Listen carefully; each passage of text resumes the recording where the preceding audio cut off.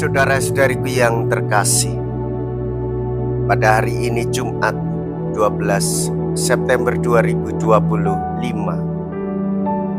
saya Romo Siga dari Gereja Katolik Santo Fransiskus Xaverius Pacitan.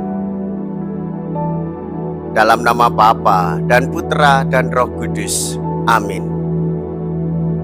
Orang cenderung melihat segi-segi kekurangan orang lain yang kecil-kecil dengan tajam. Kesalahan sendiri dianggap enteng, bahkan minta orang lain memahaminya. Saulus berbuat pula demikian dengan orang-orang Kristen. Karena yakin akan suara hatinya, maka ia mengejar mereka, membunuh orang-orang Kristen. Karena Kristus, ia menyadari kesalahannya.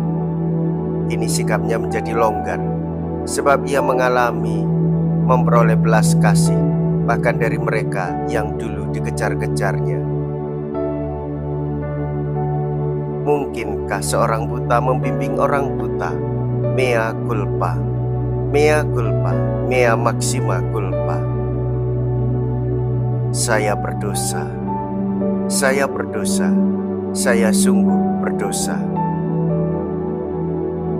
Semoga Allah yang Maha Kuasa mengasihani kita, mengampuni dosa kita, dan menghantar kita ke hidup yang kekal. Amin.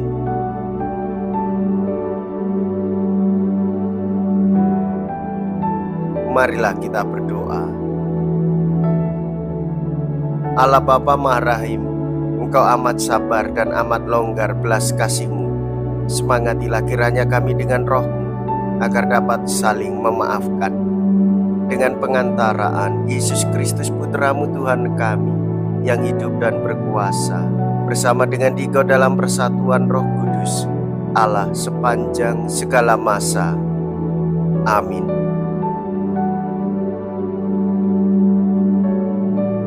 Tuhan bersamamu dan bersama Roh-Mu.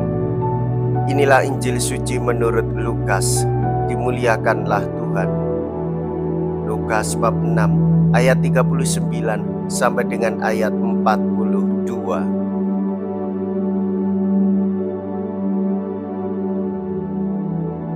Pada suatu ketika, Yesus menyampaikan perumpamaan ini kepada murid-muridnya.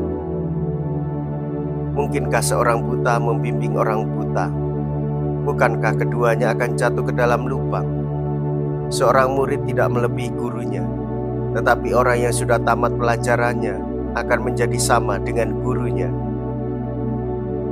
Mengapa engkau melihat selumbar dalam mata saudaramu, sedangkan balok dalam matamu sendiri tidak kau ketahui? Bagaimana mungkin engkau berkata kepada saudaramu, "Saudara, biarlah aku mengeluarkan selumbar dari matamu dalam matamu," padahal balok dalam matamu tidak kau lihat?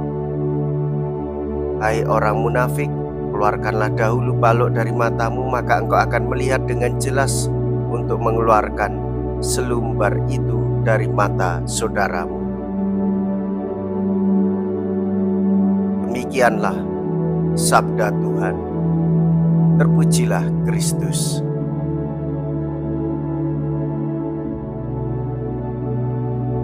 Saudara-saudariku yang terkasih, menyalahkan orang lain itu memang mudah, tetapi meneliti batin dan memeriksa batin untuk melakukan pertobatan, itulah kesulitan yang seringkali kita alami. Maka hendaklah kita di dalam Tuhan selalu memperbarui diri. Kita memang menyadari bahwa kita ini lemah, rapuh, tak berdaya. Maka hendaklah kita tidak mudah menghakimi, namun dengan jujur menghormati keluhuran martabat orang lain. Jika kita mau merefleksikan diri dan memperbarui hidup di dalam iman akan Kristus, maka kita akan menjadi efektif dalam pewartaan kabar baik. Hidup baik, maka orang akan melihat kehadiran Kristus melalui perbuatan-perbuatan yang telah kita hidupi secara baik pula. Marilah kita berdoa. Allah Bapa sumber segala rahmat, semoga hati kami terbuka agar sanggup menghidupkan kebajikan. Kami mohon Semoga dapat saling menaruh cinta kasih dan dapat saling membantu membuat bahagia sesama dengan pengantaraan Kristus Tuhan kami. Amin. Tuhan beserta kita sekarang dan selama-lamanya. Semoga Allah yang Maha Kuasa memberkati saudara sekalian, Bapa dan Putra dan Roh Kudus. Amin. Saudara-saudariku yang terkasih, pergilah.